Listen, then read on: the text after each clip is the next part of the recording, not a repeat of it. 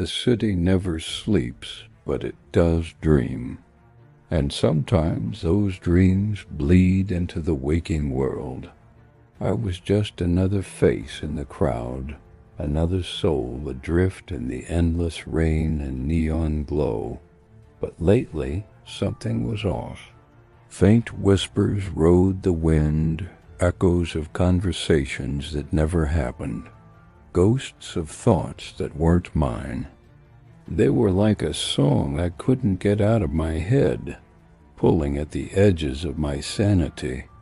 It was a haunting melody, a siren's call from the concrete heart of the metropolis.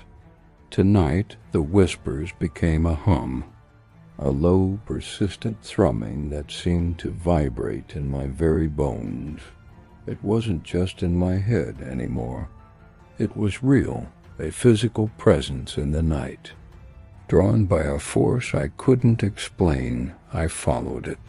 Down rain-slicked alleys, past the sleeping giants of steel and glass, away from the familiar glow of the city streets. The sound led me to a place long forgotten, an abandoned subway entrance, a dark mouth yawning into the earth, beckoning me into the city's underbelly. The air grew cold, thick with the smell of damp concrete and decay. I took a breath and stepped into the darkness. That tunnel was a long, dark throat, swallowing the city's noise whole. The only sound was the hum, growing louder, more insistent, with every step. It guided me through the oppressive blackness until the tunnel opened into a space that defied belief. It was a chamber, vast and circular, a metallic cavern that seemed to stretch into infinity. The walls were a dizzying mosaic of polished metal and dark mirrors, catching and fracturing the faint light filtering from above. It felt ancient and impossibly advanced at the same time, like a cathedral built by a forgotten god of technology. I stood at the edge of this impossible place, a silent witness to a secret the city had kept buried for who knows how long. I took a hesitant step forward, my boot scraping against the metal floor. The sound shot out into the vastness and came back, but it wasn't just an echo. It was different, warped. I called out, "Hello?" My voice returned, but it was layered, fragmented, as if a dozen different people were answering at once. A single clap became a cascade of percussive beats.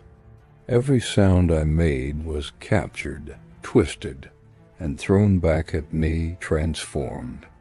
The chamber was alive, a living instrument that played with sound itself.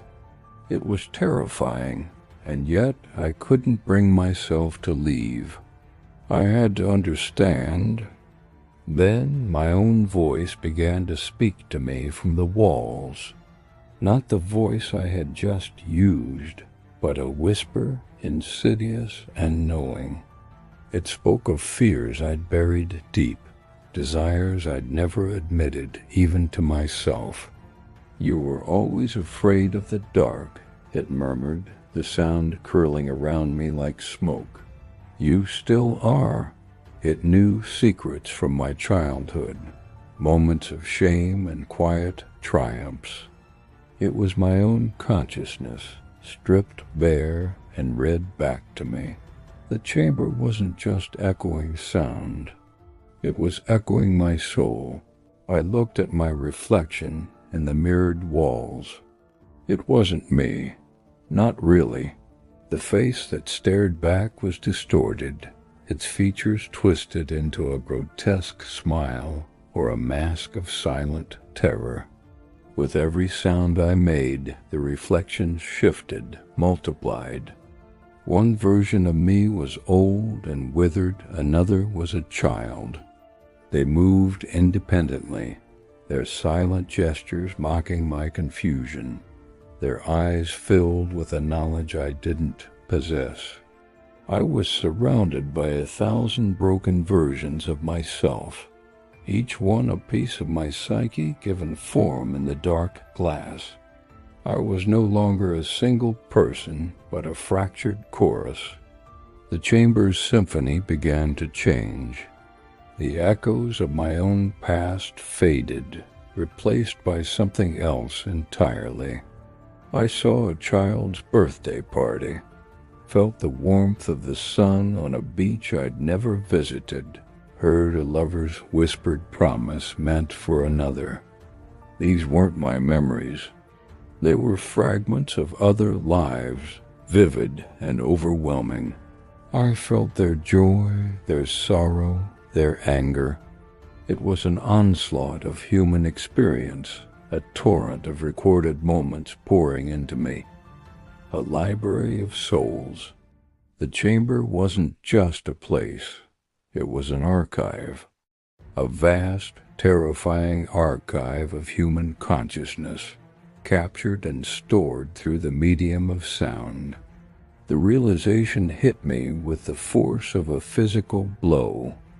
This echo chamber was a recording device of unimaginable power. Every word spoken in the city above, every thought whispered in the dead of night, every surge of emotion, it was all captured here, encoded in sound waves, preserved forever. We were all being recorded, our entire lives downloaded into this subterranean machine without our knowledge. We weren't just living. We were data, raw material for this endless, silent collection. The city wasn't just a place to live. It was a farm, and our consciousness was the crop. As the truth settled in, the echoes shifted again.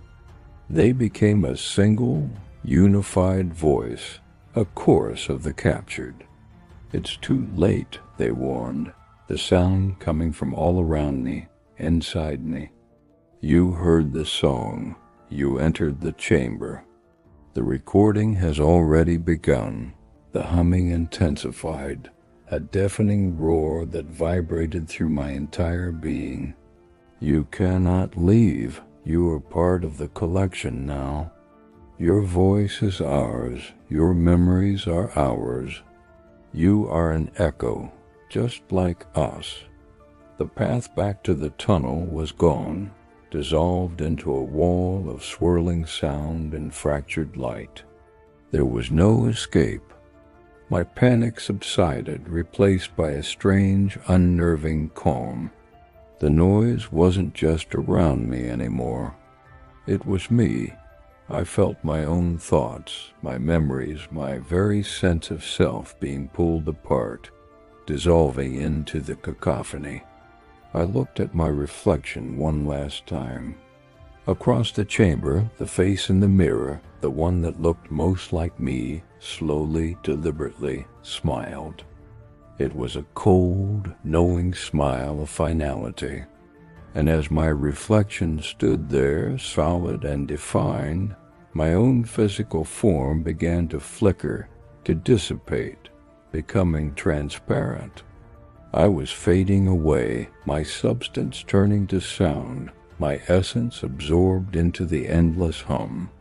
I was becoming just another voice in the choir, another memory in the machine, disappearing forever into the noise.